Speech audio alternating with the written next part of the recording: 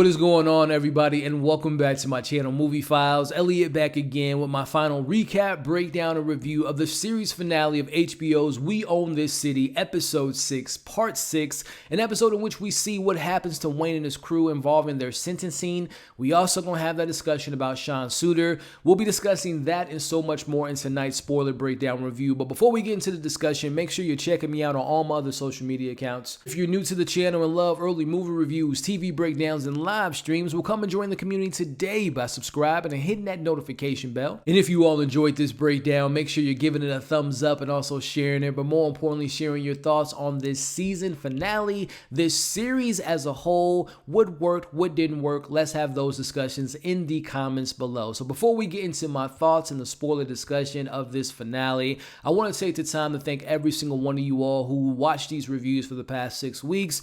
This was not an easy watch. I'm not referring to the quality of the show. I'm just talking about the stuff that the show revealed in regards to the stuff that shook down during the time period of what went down in the Baltimore Police Department. Now, again, very difficult, but it was something that was needed in regards to kind of showing this corruption. As I stated in my episode 1 review, I vaguely knew about the situation, but wasn't as informed as this show kind of enlightened me on. Didn't read the book, as I mentioned as well. But again, I'm going to talk about my overall thoughts of the series towards the end of this breakdown. But again, I just want to thank you all for liking, sharing, commenting, and supporting these videos. It means a lot to me, so I just want to take the time to thank every single one of you all. With that being said, let's get into the discussion. Full spoilers ahead. We open the episode on May 31st, 2017, in which we see the scene in Wayne getting offered a plea agreement, and at first he's just keep claiming that he's innocent, and everyone making these claims against him, they're lying. Well, Wayne, you're lying, as you're literally lying to the FBI right in front of them as they say, okay, this plea deal right now, we're going to just end these conversations. We're going to talk about Wayne a little bit later in this breakdown, but because we have a lot to say about him. But let's talk about what's going on with Nicole Steele in this episode, as she is just venting in front of Brian in regards to her recent visits to the mayor's office. And he pretty much lays it to her in regards to the truth on this war of criminals, and not just on the streets, but the criminals in the police department. He says we have to acknowledge the fact that this is essentially a lose-lose situation, which is, of course, something you don't want to hear. But the reality is, when you have people in position of power and, politicians and mayors and, different people in the police department, from the commissioners to the deputies and the sergeants and all the different stuff that are corrupt, it's hard to make that change. And we're finally seeing, after Nicole said in episode 1 to her trainee, I tried to not take this stuff home with me and just try not to kind of internalize it. We see that, unfortunately, that wall has been broken down because she ultimately breaks, which we'll talk about here in a second. But we do see in this episode the commissioner is also seeing the lose-lose situation as he's trying to make his final plea with the mayor in regards to this reform bill. She don't want to hear it, and we'll talk about what happens to her a little bit later, but she doesn't want to hear it, and she ultimately tells him it's not going to happen. Just make cuts to your department, and his days are very numbered. And we'll talk about what happened to Commissioner Davis in a second. But checking back in with Nicole, again, she is just constantly hearing that what's going to happen, there's no change. She's talking to the activists who's saying that, okay, even if they pass this bill, what do you think is really going to happen? What do you think the cops are really going to do to the people on the streets? As she's just, again, constantly seeing, okay, she takes 2 steps forward, only get pushed back 15 steps when she hears things like this, which ultimately leads to her hearing about her department may be dead in the water with Trump and everyone like that. And within that conversation, again, she's starting to see that this system is absolutely broken. And she's met her ends meet when it comes to frustration, as she ultimately, by the end of this episode, she makes a decision to resign. And she tells her trainee, he's like, wait a minute, I'm supposed to be like, this is my first, couple months in this new civil rights department. And this is the kind of the result of this. He says, listen, it's your turn, young man, to try to make a change. I tried my best and couldn't really make anything happen. Hopefully you can do something different. Now, again, in the confines of like hopefulness, you're like, man, that's kind of messed up. But just kind of understanding the reality of the situation, I completely understand her decision because it has to be frustrating. It's like talking to a brick wall. Again, when you have these people in position of power that aren't making the necessary needs and making it, the necessary decisions, tough decisions to make these changes, you got to make a change of yourself. So she ultimately decides to resign. But as far as just kind of ending this story and highlighting the positives of Nicole Steele, I've always been a fan of Wunmi Mosaku, and she was one of the bright spots in regards to the acting department in this show for me. I really enjoy her narrative. I love that we saw her on the streets trying to find out what's going on with Herschel and hearing all these interviews and all the accounts and talking to the mayor and trying to make the change. But again, it was just a brick wall. She kept running into the brick wall. It's just a inevitable war that can't be won at this point in time. But again, I just want to highlight Wunmi Mosaku was great, and I really enjoyed the narrative that we got with Nicole. Even though it wasn't hopeful, it's just kind of harsh reality, right? So let me know what you all thought of her story overall, and of course, your thoughts on Wunmi Mosaku. As let's transition over to a very interesting topic. Let's talk about what's going on with Sean Suiter and his questioning in this episode as he's get brought in about the whole situation with planting the drugs. As the question at hand is Sean Suiter a witness or is he a suspect and his job on the line? If you guys go back to my review of episode 1, again, not knowing much of the case, I said to myself, well, Sean Suiter seems like a very perfect example of a police officer who might have had intentions to do well, who might have had intentions to make change, but at the same time, he was sweeping things under the rug, and that eats at him. That ate at him, as we'll talk about what happened to him a little bit later. But that is setting the stage for him being asked to be a witness, which he is ultimately considered to be a witness. But then the question comes at hand, okay, you were on the crime scene. Did you witness something go down? Did you witness a robbery? Did you see them planting the drugs? So now he's starting to put the pieces to his head.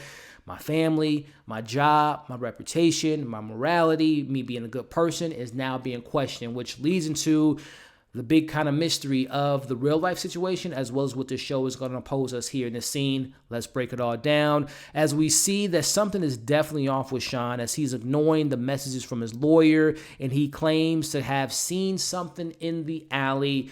Again, he's kind of going and again, not knowing what really went down in the reality of the situation. But we see in the episode, he's going on parole with his partner and just kind of going over like, I used to be on this street. I used to do this, that, and the other, kind of like in his head, trying to say, going back to the younger days when I was, uncorrupted, when I didn't see all the messed up stuff that I saw and kind of reliving those moments. We even see him in this episode the night before, I believe, this incident happens that we're going to talk about here in a second. He goes in his kid's room and kind of like gives them, he didn't say goodbye, but kind of looks at them and looks at his wife, which kind of sets the stage for what we get here. Now, we see Sean claims to have seen someone in the alley, and he's kind of being really weird about the situation with his partner. Like, all right, let's tie back around in 20 minutes. And then we get to the moment he tells his partner to go up the street. He's behind this kind of car, this van.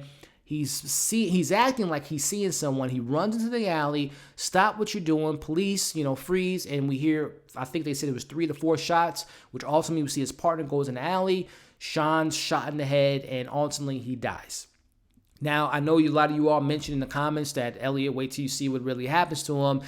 And the show doesn't definitively give us an answer because honestly, if you all look it up, and I looked it up as well, there is no, definitive answer to what really happened with Sean. But as the show highlights, there was an independent review on his death, and they say, based on all the evidence they had, it seemed to be staged, that he took his own life, and we can only assume that he took his own life because this happened a day before he was going to be asked to go on trial, which we even see the FBI say that his claims wouldn't have been too damaging to not only his career, but to Wayne and everything going on. Of course, there's evidence to, add against Wayne and his corruption, but it wasn't like a groundbreaking revelation to what Sean was doing. But in his head, the way he internalized it, him as a man's being questioned, as a police officer, as a father, as a husband, as a cop to serve the community. I think, again, I don't want to, based on the show, I'm just going on what the show gave me and what I saw online.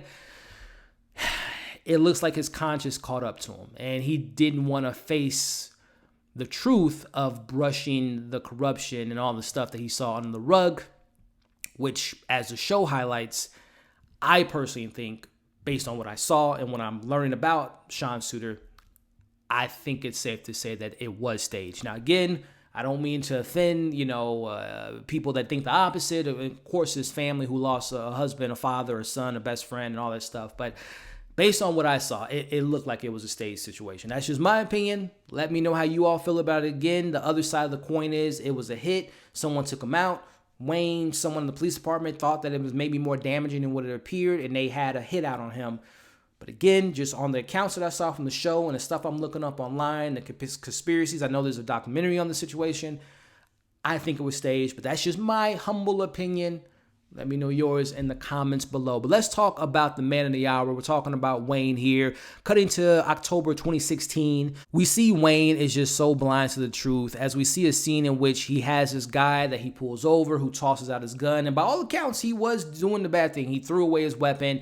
Wayne is kind of being decent as he's allowing him to call someone to make bail, but the guy ultimately says, oh, they setting me up, and Wayne takes that to heart because he's like, man, how can you say I'm corrupt? How can you do this? Again, he is like completely drawn away from reality. He's been so corrupted for all these years as a cop, he can't even see right what's in front of him. This whole time, Wayne, even though you're doing your job now, how many other countless times have you had people killed? Have you had people robbed based on your decisions as being a good police officer? So in this moment, it just kind of, and we see like this collage and we're going through these accounts of all these times that he's starting to see these walls starting to cave in on him, which leads us into different moments in which, again, him hearing that he's a dirty cop leads into this whole situation when he's going to a court trial and he's standing behind his words, but he loses a case and he's having this conversation with an attorney. He's like, come on, man. It's pretty obvious that you're corrupt, man. You're doing some really effed up things. And again, it's just many accounts, and we continuously seeing Wayne saying, man, I'm not corrupt. I'm out here I'm the best cop in this whole department. I'm the best cop the department has ever seen. Again, he's just so blinded by his lies that he sees this as truth. And we know in reality, there's a lot of people that use their lies as truth and make it, just as truthful as they want it to be. He's super delusional at this point as we get a sequences of all his homies just essentially saying that he was just that dude, that he was just lying and he was just doing all these corrupt things, which ultimately leads to his associate Donald getting arrested. And Donald's like, hey, I don't got nothing to hide. I'm gonna tell y'all everything that you want to know. And this is where we start to see McDougal, his partner. They bust Antonio. They learn about Sergeant Keith Gladstone and how he was connected to Wayne. And then this is where we get all the cases and all the moments kind of within like a 6-month window. We switch over to December 19, 2016, which Wayne is claiming he's done and he wants to make a transfer. And we see that I think her name was JT. She's like, no, Wayne, you're the best. You can't quit. You can't leave, which we transition from that moment to fast forward to February 9th, 2017, which Wayne, again, he wants to make this transfer, but all this frustration, he's talking to Gondo and Jamal, and he's just like, listen, man, I can't take it anymore. I can't take these accounts of people calling me dirty, calling me corrupt, but I want to do one more job, one more big bust, which we see at the end of this episode, which we'll talk about. But again, even they like, bro, you are corrupt. But again, he doesn't want to hear that, which brings us into the sentencing of the moment of the episode. Wayne, he feels bad for the situation, and he says he makes a mistake, but he doesn't want to cooperate, which we see that he gets the most sentencing out of everyone. He gets 25 years in the federal prison, which we'll talk about his last scenes here in a bit, but let's run down the other sentencing here. Jamel ultimately gets 12 years. G-Money, Gondo, he gets 10 years. Ward gets 7 years. Thomas gets 15, which brings us down to Herschel, who was one of 2 police officers who actually went to trial, ultimately got 18 years, which brings us into Commissioner Davis, who tries to shut down the plainclothes department, and he speaks to the media about the years of crime within the system, only to get fired by the mayor, which we see her bringing in a new commissioner who only gets fired or resigns to say 4 months into his job because he resigns due to tax evasion. Which, speaking of that mayor, let's talk about her for a second. We see that she ultimately got found guilty of tax evasion and serves 3 years, which also going back to the police side of it all. The second in command, Deputy Dean, he resigns after finding out that he was going to be called to be a witness to trial. So, the doors were let open from the mayor all the way down to commissioner, who, by all accounts, Commissioner Davis, at least from what the show is portraying, seemed to be one of those good guys that tried to make a change, but unfortunately couldn't, because when he did make a change, he got fired just a couple days later. And they bring in a new guy who ultimately gets, arrested for tax evasion. So it just makes you feel dirty seeing all these dirty, corrupt things and these people. And the mayor only getting 3 years. Like, damn, justice was not served in that case, if you ask me. But getting back to the conversation, kind of wrapping up the episode, we fast forward to February 17th, 2017. We replay the events that we saw back in episode 1 when Wayne finds the money, and we ultimately see that that's what he found was a ton of cash, which leads us into seeing Wayne getting that speech that we saw back in episode 1. But this time we see, instead of for a bunch of new police being trained, it's all the criminals listening to him and applauding him, making him that Superman as he kind of plays it in his head. And we end the episode with Wayne being outside looking over his shoulder. Now, so I just want to backtrack for a second. And even though I hated Wayne Jenkins to my core, I cannot go without applauding and admitting that Jon Bernthal was the MVP of the show. Again, despicable character, but what a wonderful performance by Jon Bernthal as Wayne Jenkins. Let me know your thoughts on his performance, his character, all in the comments below. Now, a couple things I want to just let you all know in regards to the reality of the situation. All 8 members were ultimately sentenced for a combined 112 years in prison. As I had mentioned, Wayne got the heaviest out of the entire crew, and he is, again, sentenced to 25 years over in Kentucky, and his release date is scheduled for 2038. Wow. I mean, this, again, just kind of overall thoughts finale. It was a much better episode than last week. And again, highlighting the Wayne and him just being blinded by his own truths, but he's just lying, and seeing how all that reflects on, he was the only one, but him and Herschel, that didn't want to cooperate. And we saw, again, 18 years for Herschel, 25 with going on with Wayne, but everyone else was just like, listen, I was corrupt. And that even brings me back to Ward, who he got, 7 years? They never really kind of answered the question if he did. I think last week answered my question that he was corrupt, and he, in his mind, he was trying to be clean and didn't do as many evil deeds as the the witnesses might have said. But overall, I enjoyed the finale, but again, I will say, when it comes to that Sean Suter situation, I have my opinion on it. I did think it was kind of like staged. Literally, it was staged. But I'm talking about the way they framed the scene was a little bit kind of, wasn't as well played out as I think it could have been, to kind of open the door for a little bit more of a, because to me it was, they made it kind of definitive that he was being very sketchy when that whole scene, but I wish they would have played out just a little bit more differently to kind of leave the audience wondering, like, was it a setup or what did he set himself up in that situation? But again, solid finale. But overall thoughts of the show, again, I appreciate a show, and especially from the creators of The Wire, bringing this to the light, to the attention to people like me that wasn't too familiar with it. I know a lot of you all who have read the book, who have seen other things, have pointed out the accuracy and the inaccuracies of the story. But overall, I would say it was a good series, not a great series, especially coming from the people that brought us one of the greatest shows of all time in The Wire. But I think, to me, the biggest flaw in the show was the way that they told the narrative, especially the first 2 to 3 episodes were very, or I should say the first 2 episodes were very confusing in the narrative. When we were just moving all over, checking in with all the characters, putting all the chips on the table, it was a very kind of clustered and kind of disjointed experience. But episode 3 and 4, when we focused on main characters like Wayne, and then we would pivot to other characters to show like the domino effect of his decisions, those to me were the best episodes of the series. And then 5 to me kind of went back into the episode 1 and 2 kind of faults in the narrative. And then the finale was fine. So like I said, overall, a good series, not a great series, had the potential to be great, but overall I enjoyed it for the most part. But hey, that's my thoughts on the show, the series, the finale, what worked, what didn't work, my opinion on the Sean Suter case. But I want to know your thoughts on the show, the series, what things stood out to you, what things didn't work for you. Let's have those discussions in the comments below. Like I said up top, thank you for watching these reviews, supporting these reviews, leaving your thoughts and opinions. It means a lot to me. Many more reviews coming. I'm an HBO fan, so expect many more HBO reviews, Amazon reviews, Netflix, Hulu, you name it. We cover a lot of stuff here on this channel, and I hope you have subscribed to be a part of this journey to cover all the great things that we love. So with that being said, before you all leave, just a friendly reminder to like, share, comment, come subscribe to the channel if you haven't already, and hit that notification bell. As you all can see on the screen now, hope you're staying safe. Hope you enjoyed this discussion. Come and join the community. Check out all my reviews for this series. Check out my most recent review, and we'll catch you all on the next breakdown.